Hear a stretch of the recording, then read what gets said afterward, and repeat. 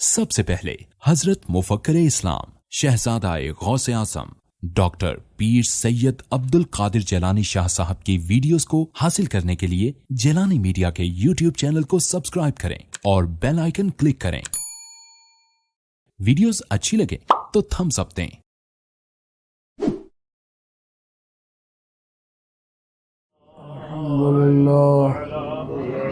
الحمدللہ وکفا وسلام علی عباده الذین اصطفى خصوصا علی محمد المصطفى وعلى آلہ واصحابہ اولی الصدق والصفا اما بعد فقد قال الله تبارك وتعالى جل جلاله في القرآن المجيد والفرقان الحميد أعوذ بالله من الشيطان الرجيم بسم الله الرحمن الرحيم والله يختص برحمته من يشاء صدق الله مولانا العظيم وبلغنا رسوله النبي الكريم ونحن على ذلك من الشاهدين والشاكرين والحمد لله رب العالمين والصلاة والسلام عليك يا رسول الله وعلى آلك وأصحابك يا حبيب الله والصلاة والسلام عليك يا سيدي يا رسول الله وعلى آلك وأصحابك يا حبيب الله والصلاة والسلام عليك يا سيدي يا رسول الله وعلى آلك وأصحابك يا حبيب الله۔ معزز علماء کرام، سادات اعظام، ثنا خانان رسول صلی اللہ علیہ وآلہ وسلم، میرے دوستوں، پیارے بھائیوں، عزیز بچوں، آج کا یہ اجتماع حضرت غوث الثقلین رضی اللہ عنہ کی بڑی 11ویں شیف کے نام سے موسوم ہے، اور آج بہت ساری ایسی باتیں بھی سننے میں آئی ہیں جن سے دل بڑا دکھیا ہوا ہے۔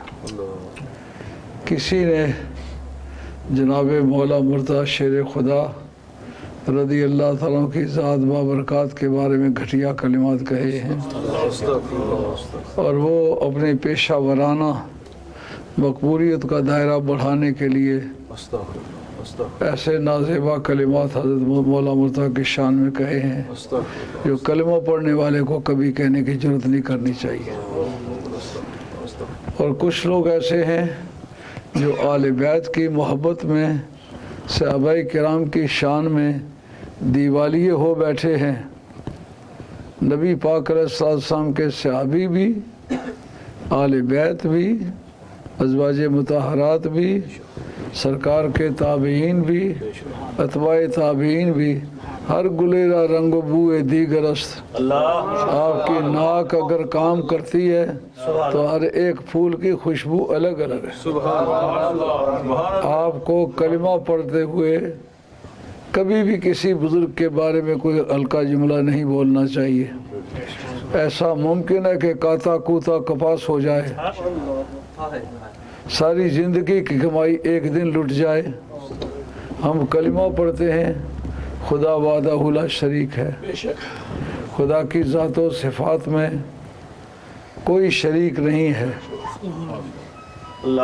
نبی پاک جناب صاحب لولاک محمد رسول اللہ صلی اللہ علیہ وسلم اپنی سیرت و صورت میں، ظاہر و باطن میں اور صورت و معنی میں ہر لحاظ سے پوری کائنات میں افضل ہیں، اور تمام انبیاء و مرسلین ایک بھی ان کا امتی نہیں ہے۔ بخاری کے اندر آتا ہے بعض انبیاء ایسے بھی ہوں گے قیامت کے میدان میں آئیں گے ایک بھی امتی ان کے ساتھ نہیں ہوگا، ایک نے بھی ان کو نبی نہیں مانا، لیکن نبی نہ ماننا معروموں کی نشانی ہے، نبی کی شان میں کوئی فرق نہیں آیا۔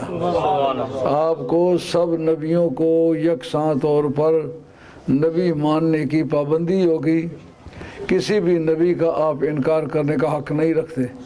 جو شان جس کو دی ہے خدا کا فیصلہ ہے، واللہ یختص برحمتہ من یشاء، اللہ اپنی رحمت سے جسے چاہتا ہے خاص کر لیتا ہے۔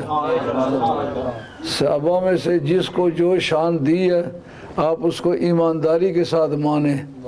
صحابہ کو ماننے سے کسی کا کچھ نہیں بگڑتا، انکار کرنے سے دیوالیہ ہو جاتا ہے۔ آل بیت رسول کو جو شان اللہ نے عطا فرمائی ہے وہ اللہ کی دین ہے، ناراض ہونے سے وہ ریٹائر نہیں ہوگی، اس کو ریٹائر نہیں کیا جائے گا۔ اہل بیت کو جو شان ملی ہے وہ اہل بیت کی شان ہے، اور ان کے باہمی جو معاملات ہیں ان پر غور کیا جائے تو کسی وقت بڑے سے بڑے آدمی کو وہ فضیلت نہیں ملی جو چھوٹے سے چھوٹے آدمی سے کو مل گئی ہے۔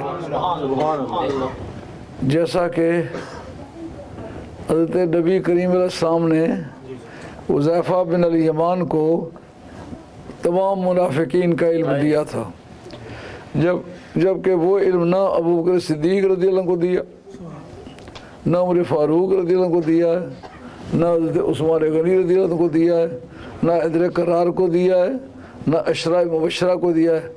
ان کو اس فضیلت کے دیے جانے سے کسی صحابی کی عتق نہیں ہوتی، اللہ جسے چاہتا ہے خاص کر لیتا ہے۔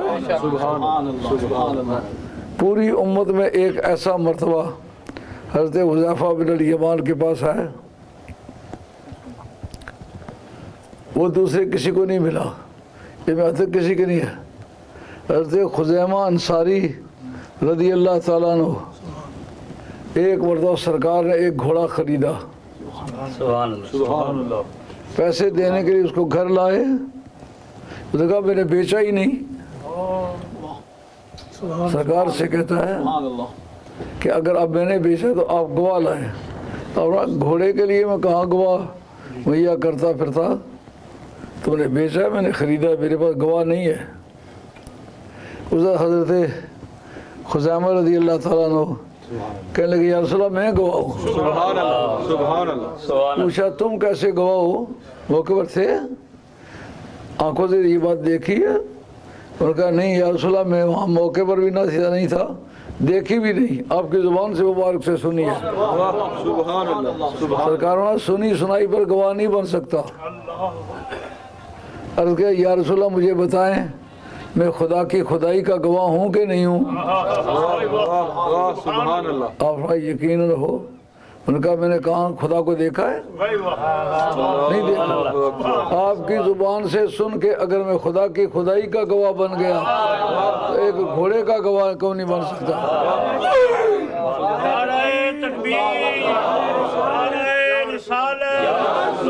سیدی مفکر اسلام،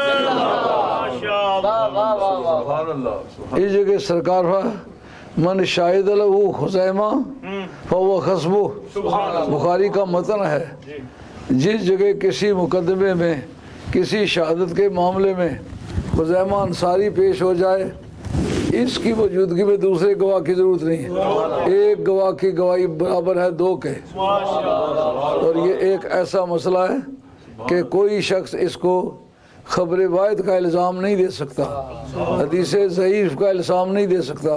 کیوں؟ جس وقت حضرت صدیق رضی اللہ عنہ نے یہ سعادت دی کہ سرکار کے زمانے میں قرآن جمع نہیں ہوا، ابو بکر صدیق رضی اللہ عنہ کے زمانے میں جمع ہوا ہے، اب یہ فضیلت چھیننا چاہو کس طرح چھینو گے؟ سچے دل سے مانو، جس کی شان حضور کی بارگاہ سے گرانٹ ہوئی ہے اس کو مانو، اس کا ماننا ایمان ہے، اس کے اندر گڑبڑ کرنا بے ایمانی ہے۔ جب حضرت عمر فاروق رضی اللہ عنہ نے مسیلمۃ الکذاب کی جنگ میں بہت سارے صحابہ شہید ہوئے جن میں حافظ لوگ تھے، تو حضرت عمر فاروق نے کہا اگر اس طرح کا ایک اور فلڈ آیا نا تو یہ جتنے حافظ بہ جائیں گے۔ وہ جو سینوں کے اندر پرنٹنگ پریس لگا ہوا ہے نا، وہ ختم ہو جائے گا۔ پہلی مرتبہ کیکسٹن نے پرنٹنگ پریس ایجاد کیا 3 صدی میں، اور پیپر انڈسٹری اسلام میں بھی عباسیہ کے دور میں انسٹال ہوئی ہے۔ نہ پیپر ہے نہ لکھنے کا سامان ہے، تو اب بتائیں قرآن مجید باقی کس طرح رہے گا؟ بخاری کا متن ہے، حضرت ابوبکر صدیق رضی اللہ عنہ کہتے ہیں کیف افعل ما لم یفعلہ رسول اللہ صلی اللہ علیہ وسلم، میں وہ کام کس طرح کروں جو حضرت نبی کریم صلی اللہ علیہ وسلم نے خود نہیں کیا۔ لیکن حضرت عمر فاروق کے پاس کوئی دلیل ایسی نہیں ہے کہ جو ان کے کاٹنے کے لیے وہ پیش کرے، کہتے ہیں واللہ فی خیر، خدا کی قسم اس میں خیریت ہے۔ اس کا مطلب یہ ہے کسی نئی چیز کے بارے میں اگر خیریت کا ثبوت مل جائے تو وہ حضرت عمر فاروق کے کہے کے مطابق وہ جائز ہوگی۔ بار بار وہ کہتے رہے، وہ انکار کرتے رہے، کہتے رہے، انکار کرتے رہے، آخر اس پر طے ہو گیا کہ قرآن مجید جمع کرنا چاہیے۔ حضرت زید بن ثابت کو جو حضور کے سیکرٹری تھے، کاتب وحی تھے، ان کی ڈیوٹی لگی آپ قرآن جمع کریں۔ سبحان اللہ، سبحان اللہ۔ اور پروسیجر یہ مقرر ہوئی کہ حضرت عمر فاروق اس کمیٹی کے چیئرمین ہوں گے، جو آیت جمع کی جائے گی اس پر راوی 2 گواہ پیش کرے گا، اگر وہ گواہ نہیں پیش کرے گا تو قرآن مجید درج نہیں کی جائے گی۔ حضرت خزیمہ انصاری رضی اللہ تعالیٰ عنہ آئے، انہوں نے یہ 2 آیتیں پیش کی، ایک لقد جاءکم رسول من انفسکم عزیز علیہ ما عنتم، سورہ توبہ کی آخری آیات، اور ایک سورہ احزاب کی منہم من قضی نحبہ ومنہم من ینتظر، یہ 2 آیتیں پیش کی۔ بعض اپنی قربانیاں پیش کر چکے اور بعض انتظار کر رہے، یہ 2 آیتیں انہوں نے پیش کی۔ حضرت زید بن ثابت کہنے لگے گواہ لاؤ، ان کا میرے پاس گواہ کوئی نہیں، ان کا میں جمع نہیں کرتا۔ ان کا جمع کیسے نہیں کرتے؟ سرکار نے کہا من شاہد لہو خزیمہ فہو غصبہ،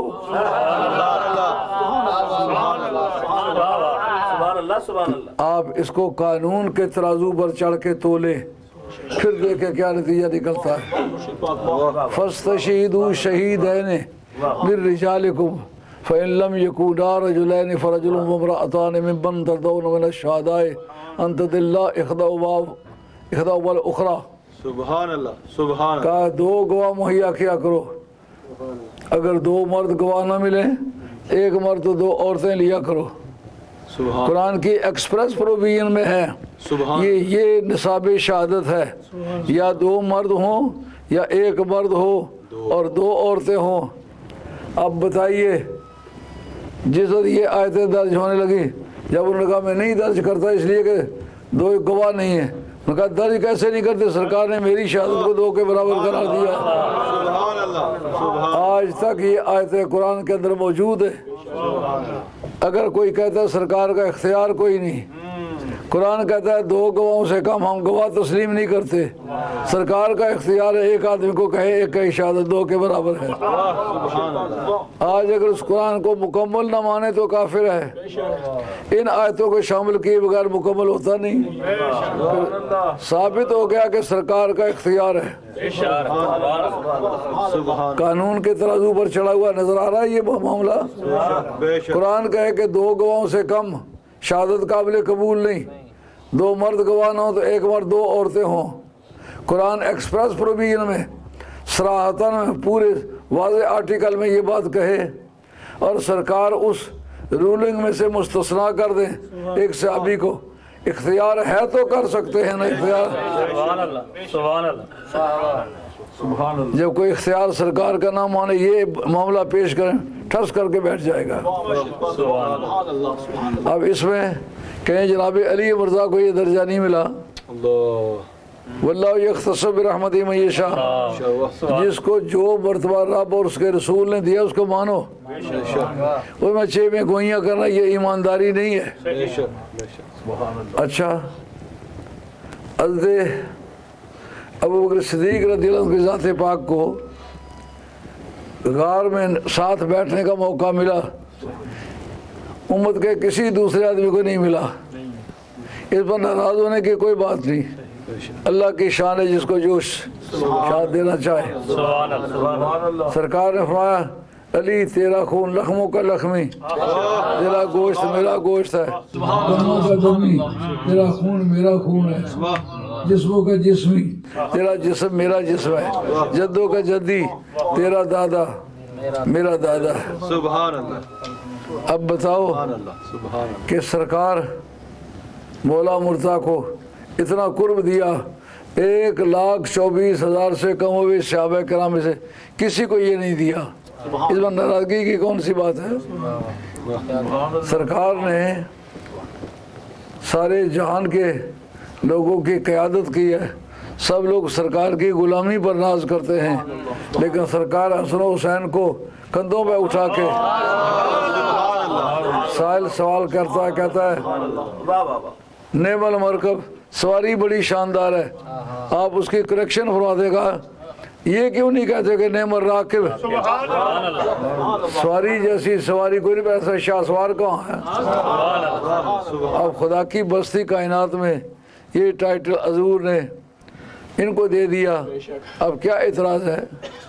سچے دل سے مانو جو صحابہ کو شان دی ہے وہ ان کی شان ہے، جو اہل بیت کو شان دی ہے وہ ان کی شان ہے، جو ازواج مطہرات کو شان دی ہے وہ ان کی شان ہے. آج حضرت غوث الثقلین کی بڑی 11ویں شریف ہے. اس پر میں مناسب سمجھتا ہوں کہ اس پر گفتگو کی جائے کہ حضرت غوث الثقلین سارے ولیوں کے سردار ہیں، مگر آپ نے تمام اولیاء اللہ کے زمروں کو تسلیم کیا ہے اور سب کی عزت کی ہے. اور اگر کسی دوسرے بزرگ کی کوئی کرامت بیان کی جائے، کوئی عزت کی جائے، اس میں جناب والی بغداد کا کوئی نقصان نہیں ہے. خیال ہوتا ہے یار اتنے صحابہ کرام گزرے ہیں، ان کی کرامتیں کہاں ہیں؟ میں بتاتا ہوں کہاں ہیں. ان کی کرامتیں کہاں ہیں؟ حضرت ابوبکر صدیق رضی اللہ تعالیٰ عنہ وصال کا وقت آیا، دوستوں نے پوچھا آپ کو دفن کہاں کیا جائے؟ کہا ساری زندگی کوئی کوڑی نائیاں دی تو ڈولی پیر پایا جد ہو گئی سائیاں دی. اپنی مرضی کا کوئی کام نہیں کیا. اب دنیا سے جاتے وقت بھی اپنی مرضی نہیں کرنا چاہتا، مدینے والی سرکار کی رضا پر عمل کرنا چاہتا. اب امام فخر الدین رازی آپ کی تفسیر کبیر اور سورہ کاف اور یہ آیت ام خسبتا ان اصحاب الکاف والرقیم کانوا من آیاتنا عجبا، اس کے تحت مسئلہ نمبر 16 کہتے ہیں کہ حضرت مولا مرتضیٰ نے سرکار کے گنبد خضرا کے سامنے کھڑے ہو کر یہ الفاظ بولے، سبحان اللہ، یا رسول اللہ یہ اس کی نعش حاضر ہے، حاضر رفیقوں کا ضعیف الذی بات معاک فی الغار، یہ وہی آپ کا یار غار ہے جس نے غاروں میں مل کے آپ کے ساتھ راتیں گزاری ہیں. تو قبر سے کوئی جواب مل جائے تو پھر آپ اس پر عمل کر لیں، اگر جواب نہ ملے تو پھر جہاں آپ مسلمان چاہیں دفن کر دیں. یہ کہتے گئے مولا مرتضیٰ راوی ہیں اس کے، کہتے ہیں کہ قبر سے آواز آئی اوصل الحبیب مع جنب الحبیب، جلدی کر کے یار کو یار کی بغل میں پہنچاؤ. غار کے واقعے میں بڑی دوری ہو گئی ہے، اب جلدی پہنچاؤ، اس فراق کی چلن کو ختم کرو. یہ کرامت قبر سے سرکار کی آواز آنا، یہ کرامت کس کی ہے؟ یہ حضرت ابوبکر صدیق کی ہے. نعرہ تکبیر، نعرہ رسالت، سبحان سیدنا صدیق اکبر، ماشاءاللہ ماشاءاللہ. اور مہمان آئے بارگاہ رسالت مآب میں، سرکار کا ایسا غمخوار صحابی ہے، سمجھتے میری سرکار جو چیز آتی ہے لٹا دیتے رائے مولا میں، تو پتہ نہیں گھر میں سامان ہے کہ نہیں ہے، اٹھا کے گھر لے گئے، گھر جا کے بیٹھ کے کھانا رکھ کے کھانے لگ گئے. کھاتے جاتے ہیں ابھرتا آتا ہے، کھاتے جاتے ہیں ابھرتا. مہمانوں نے بھی کھا لیا، آپ نے بھی کھا لیا، لیکن کھانا پہلے سے دگنا ہے. یہ آپ کی کرامت ہے. حضرت سلمان فارسی کہتے ہیں ہم لوگ کھانے لگے، کھانا جو ہے وہ تسبیح پڑھنے لگا. تسبیحوں کی آواز ساری مجلس سے سنی. صحابہ کی کرامات. سبحان اللہ. حضرت عمر فاروق رضی اللہ عنہ کی کرامت ہے. آپ کو فاتح مصر نے خط لکھا عمر بن العاص نے کہ یہاں ایک نوجوان مصری عورت کو اچھے کپڑے پہنا کے دلہن بنا کے دریا کی تند و تیز موجوں کے حوالے کر دیا جاتا ہے.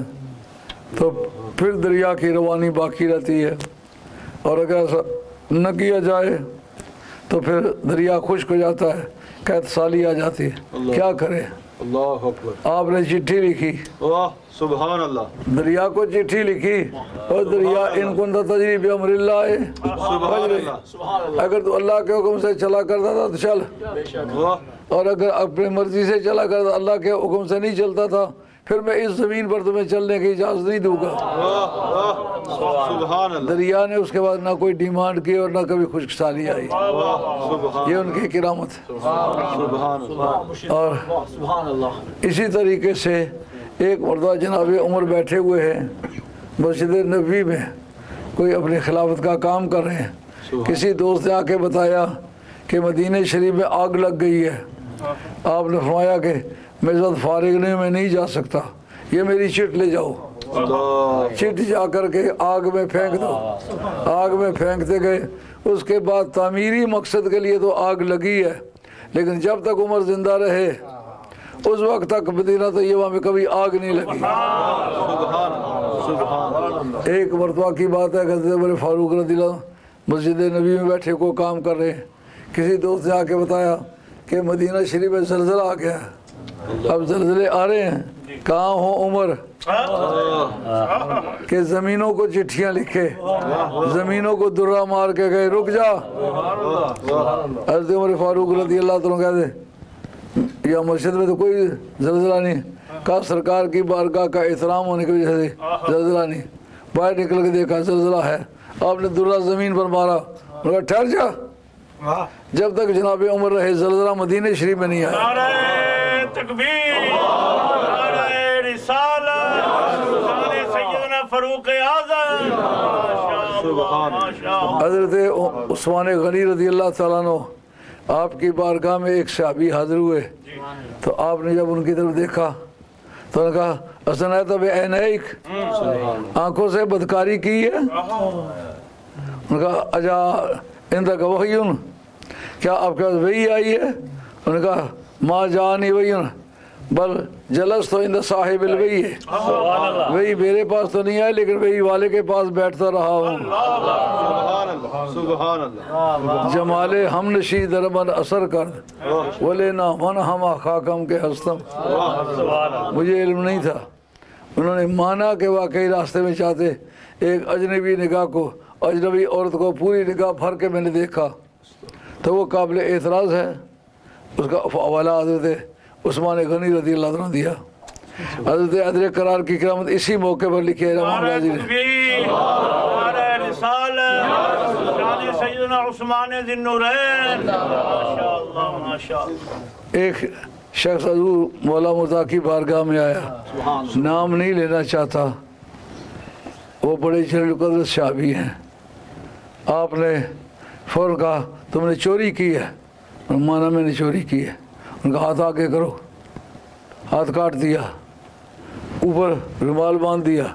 واپس جا رہے تو راستے میں دوست میرے پوچھ رہے ہیں من قطع یدک، تیرا ہاتھ کس نے کاٹا ہے؟ انہوں نے کہا امیر المومنین یعصوب المسلمین فتن الرسول زوج البطول علی بن ابی طالب.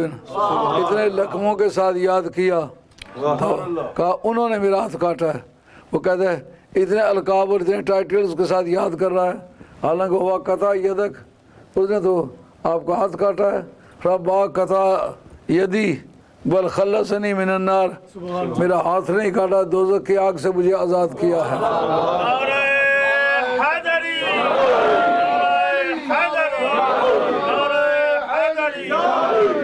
ماشاءاللہ ماشاءاللہ. آپ نے بندہ بھیج کے بلایا، واپس بلایا، بلا کے اس پر کپڑا باندھ دیا. کپڑا باندھ کے آپ نے کچھ کلمات پڑھے ہوں گے وہ ان کے علم میں ہیں، لیکن پھونک ماری اس کے بعد آپ کپڑا کھول دو، جب کپڑا کھولا تو وضو سلامت ہے۔ یہ جناب علی مرزا کی کرامت ہے۔ اور ایک مرتبہ آپ نے اپنے محلے میں ایک شادی ہوئی، اس جوڑے کو بلایا، فرمایا آج رات تمہارے درمیان ازدواجی تعلقات قائم نہیں ہوئے، تم لڑتے جھگڑتے رہے ہو۔ انہوں نے مانا کہ لڑتے جھگڑتے رہے، ہم بیوی میاں کے سوا اور کسی کو علم نہیں کہ لڑتے رہے کہ نہیں۔ میں بتاتا ہوں کیوں لڑتے رہے ہو۔ کہا یہ تیرا میاں نہیں ہے، یہ تیرا وہ بیٹا ہے کہ جس وقت تو جوان ہوئی تھی چچیرے بھائی کے ساتھ تم نے بدکاری کی تھی، تو پریگننٹ ہو گئی تھی، تو ناجائز بچہ تھا، اس کو جنم دینے کے لیے جنگل میں گئی، وہاں اس کو جنم دیا، واپس آ رہی تھی، راستے میں کتے نے بو سونگھی، کتا ادھر جا رہا تھا، خواہ جائز تھا یا ناجائز، لیکن ماں ماں ہوتی ہے، اس لیے ماں کا بڑا درجہ ہے۔ اپنی مامتا کی وجہ سے اس نے پتھر اس کتے کی طرف پھینکا کہ کتا ادھر نہ جائے، وہ کتے کو نہیں لگا تھا، وہ اس تیرے بیٹے کو لگا تھا۔ کہا پگڑی سامنے سے اٹھا، جب پگڑی سامنے سے اٹھائی، فرمایا یہ اس کی پیشانی پر جو داغ ہے اس تیرے پتھر کا داغ ہے، اس سے زخمی ہو گیا تھا۔ اب بتاؤ ان کے واقعات کب گزرے ہوئے تھے؟ یہ سب کی کرامات ہے، ان کے اگر شانیں نہ ہوتی تو کرامات نہ ہوتی۔ اور تابعین میں ایک عبد الرحمن نامی ایک تابعی ہیں، جناب مولا مرزا کے دھڑے کے ہیں، سبحان اللہ، ان کا نام ہے عبد الرحمن بن نعیم۔ ان کے متعلق مشہور ہے کہ یہ ایک وضو کے ساتھ 15 دن نماز پڑھتے ہیں۔ سبحان اللہ، حجاج بن یوسف منکروں کا بادشاہ تھا، دنیا میں اچھے اور برے لوگ ہر طرح کے گزرے ہیں، لیکن عقیدہ رکھو تو کسی اچھے بندے والا رکھو، کسی منکر والا عقیدہ نہ رکھو۔ صحابی کا منکر بھی منکر ہے، اہل بیت کا منکر بھی منکر ہے، ولی کا منکر بھی منکر ہے، کسی گیلانی سید کا منکر بھی منکر ہے، بخاری یا ترمذی سید، کسی بھی سید تو وہ اگر حسنین کی اولاد میں سے ہوگا، اس کے لیے گاؤں کا نام تو شرط نہیں ہے، وہ گیلان کا رہنے والا، خون رسول پاک ہے، خاتون جنت کا خون ہے، معظم ہے۔ سبحان اللہ، اب جناب عبد الرحمن بن نعیم، حجاج بن یوسف کو پتہ چلا وہ اہل بیت کے حامیوں کو قتل کرتا تھا، اس نے کہا یہ ڈھونگ رچایا ہوا ہے انہوں نے اپنی پیری فقیری کا، کوئی ایسا نہیں کر سکتا۔ ان کو پکڑ کے مکان میں بند کر دیا، 15 دن کے کھولا، 15 دن کے بعد کھولا، دیکھا اسی وضو میں کھڑے نماز پڑھ رہے ہیں۔ اس وقت کہتا ہے کہ پہلے مجھے یقین نہیں تھا اہل بیت کے ماننے والوں میں کچھ تاثیر ہوتی ہے، لیکن آج مجھے ماننا پڑے گا۔ 15 دن ایک آدمی ایک ہی وضو پہ کھڑا رہا، 15 دن کے بعد دروازہ کھولا، دیکھا آگے کھڑا نماز پڑھ رہا ہے۔ سبحان اللہ، اس طرح اولیاء اللہ کے زمروں میں ایک تابعی تھے، وہ بڑی لاڈلی طبیعت کے آدمی تھے، سبحان اللہ، وہ دھوپ میں لیٹ جاتے تو بادل آ کے سایہ کر لیتے، سبحان اللہ، یہ ان کی کرامات۔ سبحان اللہ، اس کو کیا بات، شرح عقائد کی جو شروع ہیں جی حضور، ان کے اندر یہ لکھا ہوا موجود ہے۔ سبحان اللہ، سبحان وہ گھر والوں سے روٹھ کے دھوپ میں لیٹ جاتے اللہ، تو آ کے بدلیاں سایہ کر لیتی۔ سبحان اللہ، سبحان اللہ، سبحان اللہ، تو اولیاء اللہ ہر زمرے کے اولیاء اللہ کو مانو، چشتی ہوں، قادری ہوں، نقشبندی ہوں، سہروردی ہوں، سب اولیاء اللہ حق پر ہیں، سب کی عزت کرو۔ اب ایک طبقہ صحابہ کی حمایت میں اہل بیت کا منکر ہو گیا، خارجی جو ہے، لکھا ہے ابو الحسن اشری نے مقالات الاسلامیین کے اندر، کہتے ہیں وہ شیخین کی جتنی عزت کرتے تھے اتنا حضور کی بھی نہیں کرتے تھے، لیکن جتنا ان کی عزت اور محبت میں تیز تھے اتنا حضرت حیدر کرار کی مخالفت میں تیز تھے۔ اب وہ اپنی مخالفت چھپانے کے لیے شیخین کی تعظیم کرتے تھے، تو یہ دراصل شیخین کے معتقد نہیں تھے، صرف اپنی ایک برائی پر پردہ ڈالنے کے لیے ان کی تعریف کرتے تھے۔ یہ بڑی کمال کی بات ہے. لیکن دیکھو نقل اتار نہیں ہے کسی پاس ہونے والے کی نقل اتار. اسلام میں کامیابی کی بڑی علامت اولیاء اللہ کا وجود ہے. ہمارے علماء عقائد نے لکھا ہے جب تک کوئی عقیدہ اور مذہب سچائی کے ساتھ زندہ رہتا ہے اس میں اولیاء اللہ پیدا ہوتے ہیں. جب اولیاء اللہ پیدا ہونے بند ہو جائیں معلوم ہوا کہ وہ اسلام اپنی اصل حالت میں نہیں رہا. یہ جن کا نام اصحاب کہف کہتے ہو نا یہ عیسیٰ علیہ السلام کے ماننے والے تھے, یہ ان کے دین پر تھے. لیکن ان اصحاب کہف کے سوا باقی لوگ جو بولس کے کہے کے مطابق ہماری کتابوں نے عقائد کے اندر بولس لکھا ہے, سینٹ پال جس کو یہ لکھتے ہیں نا انگریزی میں اس کو سینٹ پال کہتے ہیں, ہماری عقائد کی کتابوں اس کا نام ہے بولس. یہ آدمی عیسیٰ علیہ السلام کی زندگی میں ان کے سخت خلاف تھا اور اسی حالت میں ان کا وصال ہو گیا. اس نے سمجھا اب میں عیسائیوں کو کس طرح ذلیل کروں. اس نے یہ ظاہر کیا میں نابینا ہو گیا ان کی بد دعا سے. کافی دیر تک اپنے آپ کو نابینا ظاہر کرتا رہا. میرے پاس بھی ایک بزرگ تشریف لایا کرتے تھے, نابینے بن کے مجھے کہتے شاہ صاحبہ میں سن سید مکہ کو چندہ کر کے دے. میں پھر لوگوں کو کہہ کے چندہ کر کے دیتا. لیکن ایک کسی تقریب پہ گئے تو دیکھا وہاں چاول بانٹ رہے ہیں. میں کہا شاہ صاحب تو مکو آکھے آسا جی میں نابینا ہو گیا. انہوں نے کہا اینیا چل بنائی دا سمجھ میں نابینا نہیں ہے.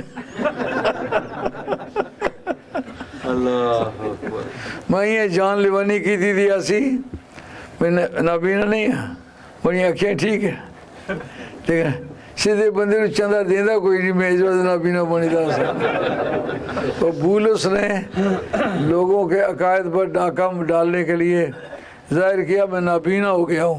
عیسیٰ علیہ السلام کی مخالفت کرتا تھا تو ان کی بد دعا سے نابینا ہو گیا. کچھ عرصے کے بعد اسے اچانک اعلان کیا کہ عیسیٰ علیہ السلام نے مجھے آ کر بتایا کہ میں نبی نہیں ہوں, میں اللہ کا بیٹا ہوں.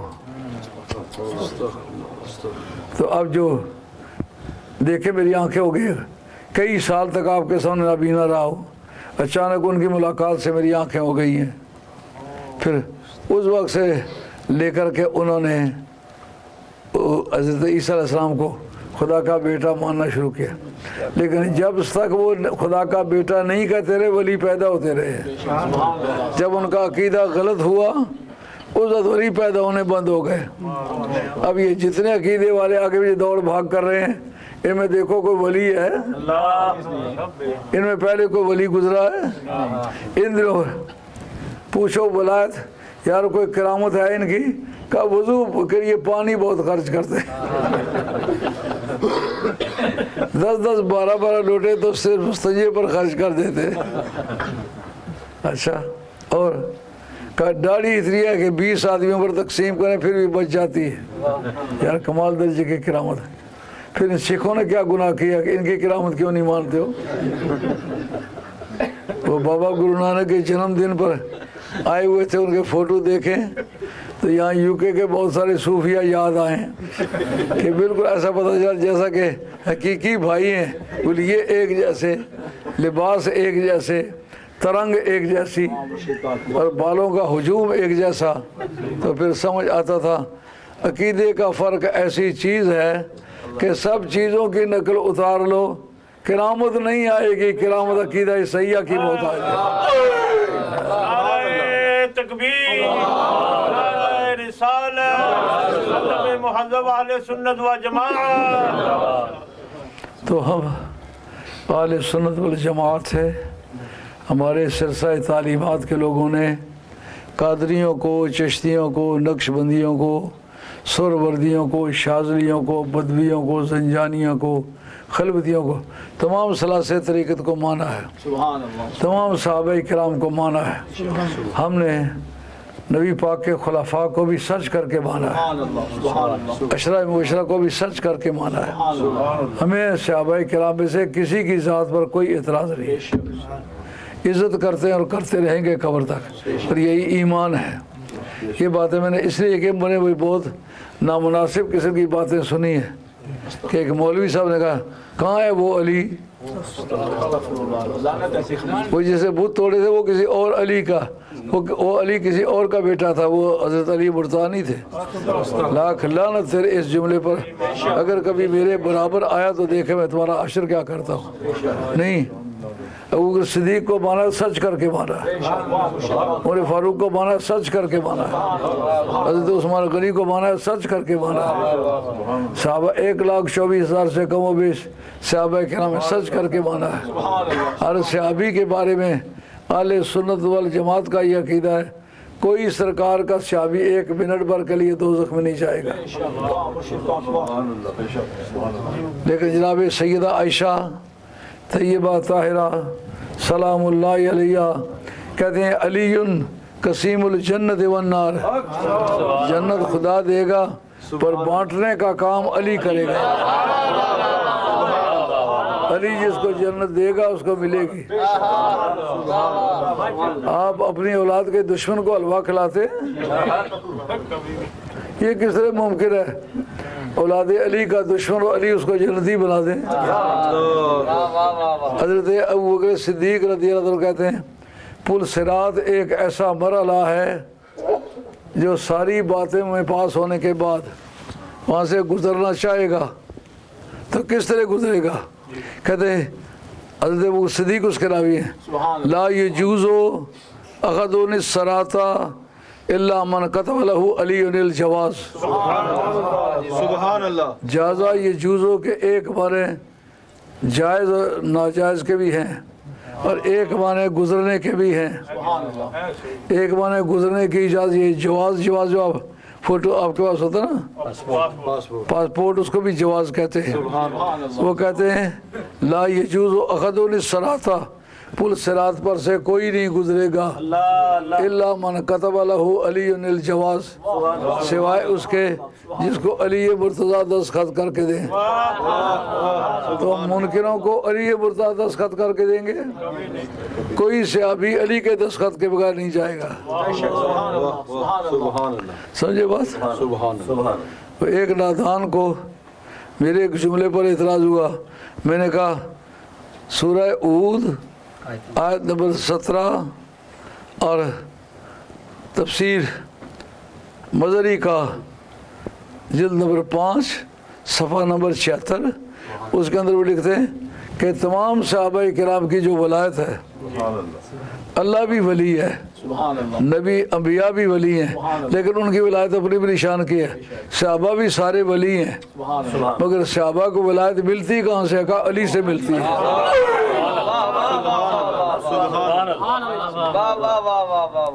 اس وقت میرے بیگ میں وہ کتاب موجود ہے، اگر کوئی دیکھنا چاہے دیکھ سکتا ہے۔ جو صفحہ بتلایا، جلد بتلایا، اس نے کہا شاہ صاحب نے خیانت کی ہے، وہ بد نصیب تو ہاتھ میں اٹھائی ہوئی ہے اردو، اگر تو عالم ہوتا تو اردو تفسیر مظہری تیرے ہاتھ میں ہوتی، سیدھا پڑھنے کے لیے میرے پاس آتا کہ میں تمہیں پڑھاؤں، عربی پڑھ سکے سمجھ سکے۔ تو ولایت ملے گی کس سے؟ کہ علی سے ملے گی۔ امت کا کوئی شخص ہے، خواہ صحابی ہے خواہ غیر صحابی ہے، ولایت ملے گی تو علی سے ملے گی۔ اور حضرت ابو بکر صدیق رضی اللہ تعالیٰ عنہ کی ذات پاک حضرت مولا مرتضیٰ کا ذکر کرتے ہیں، کہتے ہیں فجاء ابو بکر لزیارت قبر النبی صلی اللہ علیہ وسلم بعد 6 ایام، حضور کے وصال کو 6 دن گزر چکے ہیں، قبر شریف کی زیارت کے لیے آئے۔ حضرت مولا مرتضیٰ کتنے اخلاص سے کہتے ہیں فتقدم یا خلیفۃ رسول اللہ، اے رسول کریم علیہ السلام کے خلیفے آپ آگے ہو۔ انہوں نے کہا لم اکن لأتقدم من سمعت رسول اللہ صلی اللہ علیہ وسلم یقول سبحان اللہ سبحان اللہ منزلۃ علی عندی کمنزلتی عند ربی۔ سبحان اللہ۔ عبارت سمجھ آ رہی ہے؟ نکھار کے اس لیے پڑھتا کہ ہر آدمی اس کو سمجھ سکے۔ لم اکن لے تقدم، یہ لے تقدم جو لام ہے اس کو لام جہود کہتے ہیں، لام جہود انکار کا، انکار کے معنی میں ایسا نہیں ہوں کہ اس آدمی سے آگے چلو۔ انہوں نے کہا اے خلیفہ رسول آپ آگے چلیں، انہوں نے کہا میں اس آدمی سے آگے چلنے کے لیے تیار نہیں ہوں جس کے بارے میں میں نے سرکار کو خود کہتے سنا ہے کہ منزلت علی عندی کا منزلتی عند ربی، کہ علی کا مرتبہ میرے سامنے اسی طرح ہے جس طرح میرا مرتبہ اللہ کی بارگاہ میں۔ نعرہ تکبیر، نعرہ رسالت، نعرہ حیدری، حضور مفکر اسلام۔ اب حضرت غوث الثقلین میں وہ جامعیت کہ صحابہ کا رنگ، تابعین کا رنگ، آل بیت کا رنگ، بندگان خاص کا رنگ والی بغداد میں ملتا ہے۔ ایک حدیث ہے جس کو کہتے ہیں اسماء الرجال، رجال الغیب، رجال الغیب کی حدیث بیان کرنے لگا ہوں۔ ایک تو اپنے سنی علماء میں سے امام نووی نے، اس کتاب کا نام ہے کتاب الاذکار، اس کے اندر بیان کیا ہے، اور ایک وہابیوں کے پیشوا شوکانی نے تحفۃ الذاکرین کے اندر وہ حدیث بیان کی ہے۔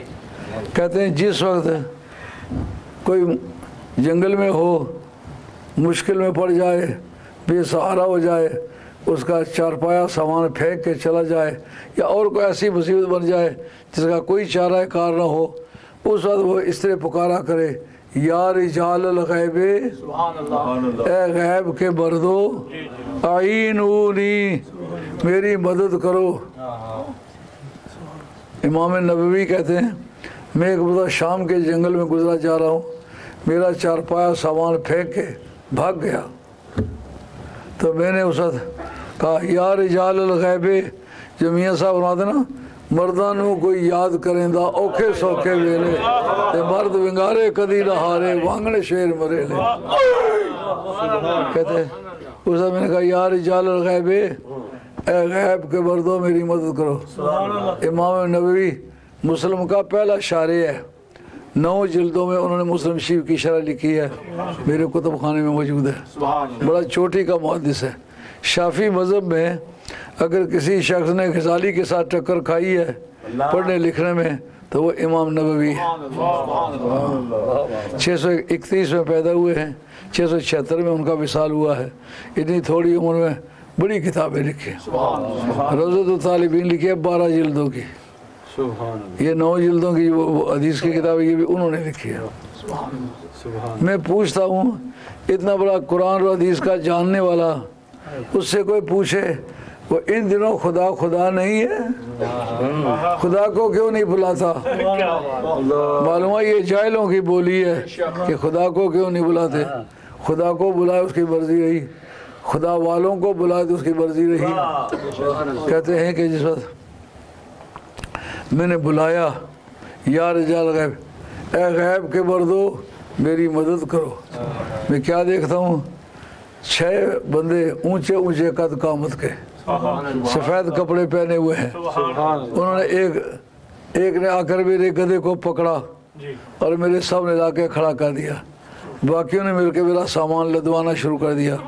اب میرا دل چاہے میں ان سے ہاتھ ملا کے پوچھوں کون ہو، کہاں سے آئے ہو، کیا قصہ ہے؟ کہتے ہیں اس ارادے میں ہوں گے ہاتھ ملانے کا موقع نہیں ملا، غائب ہو گئے۔ اور حضرت شاہ عبداللہ صاحب محدث دہلوی فرماتے ہیں کہ ایک مرتبہ والی بغداد شہنشاہ جیلان اپنی مسجد بغداد میں واعظ فرما رہے ہیں، حاضرین بیٹھے ہوئے ہیں، حاضرین سے آپ ڈسکنیکٹ ہو گئے، آپ مخاطب ہو کر کے فضا میں باتیں کرتے ہیں۔ جس وقت وہ معاملہ ٹل گیا تو دوستوں نے کہا یہ کیا بات تھی، ہم سے بات رہی فضا میں باتیں کر رہے تھے۔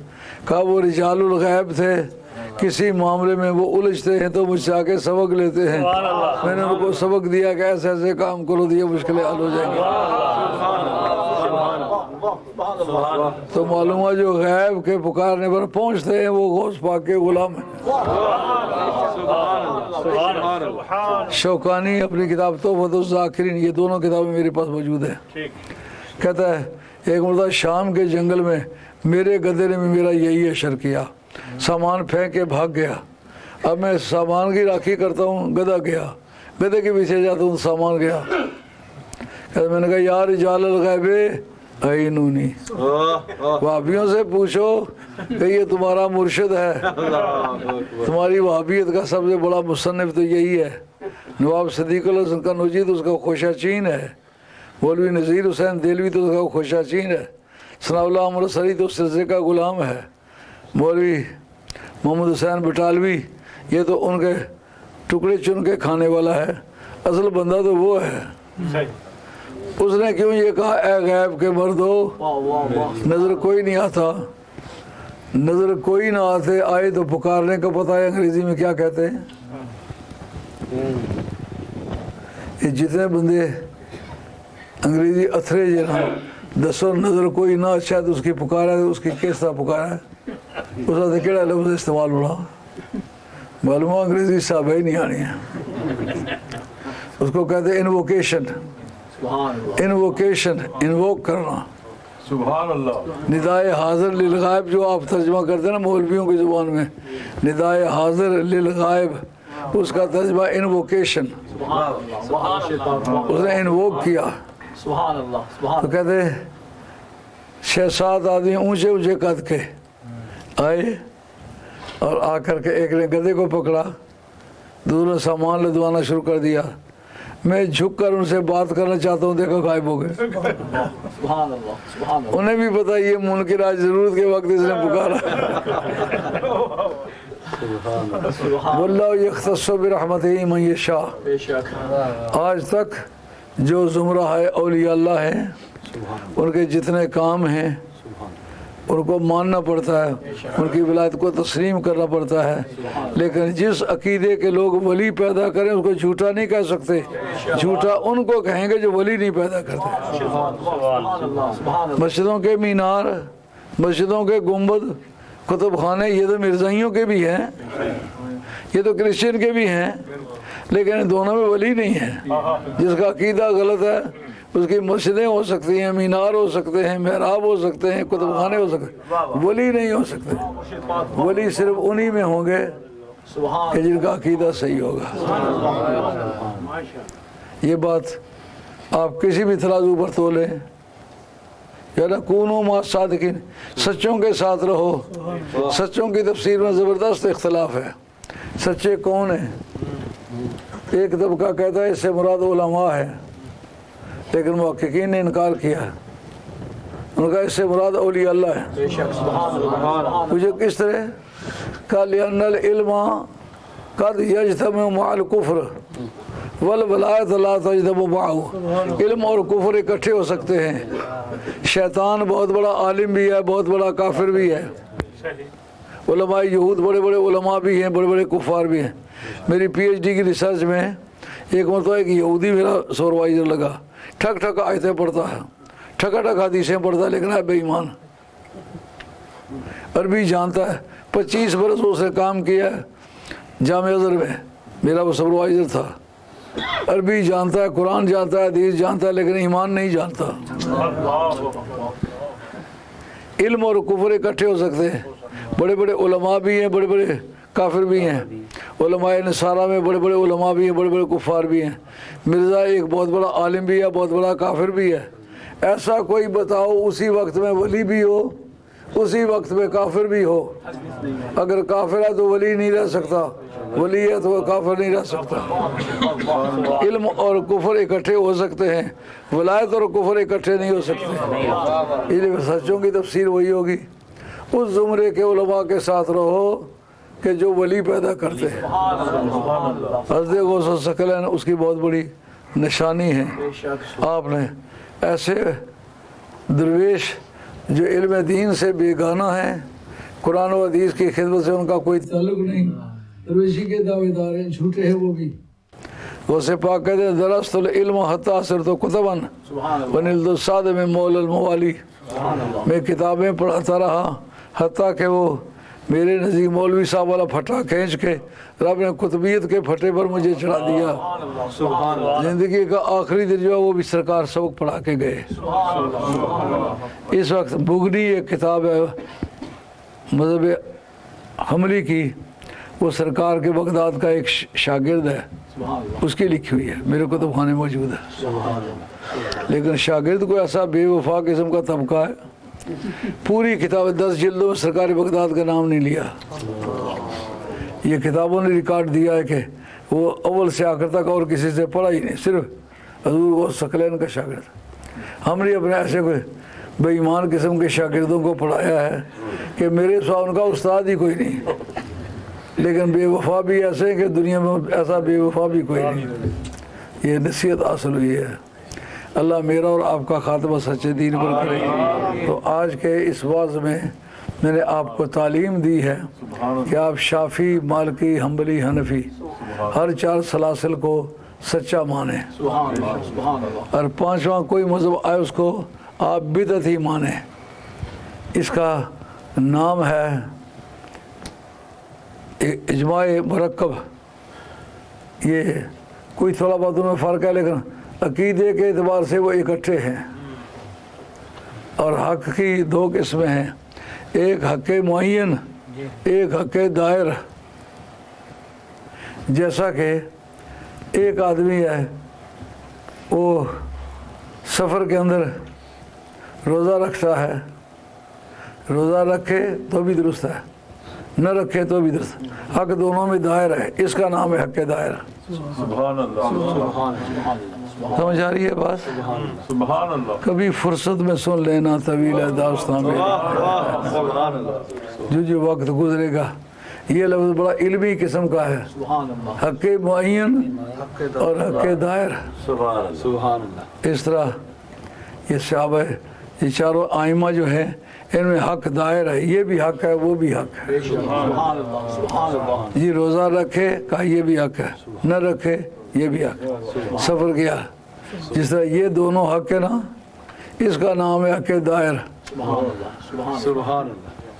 حق معین اپنے وطن میں وہ تو پورے روزے رکھے، حق معین ہے۔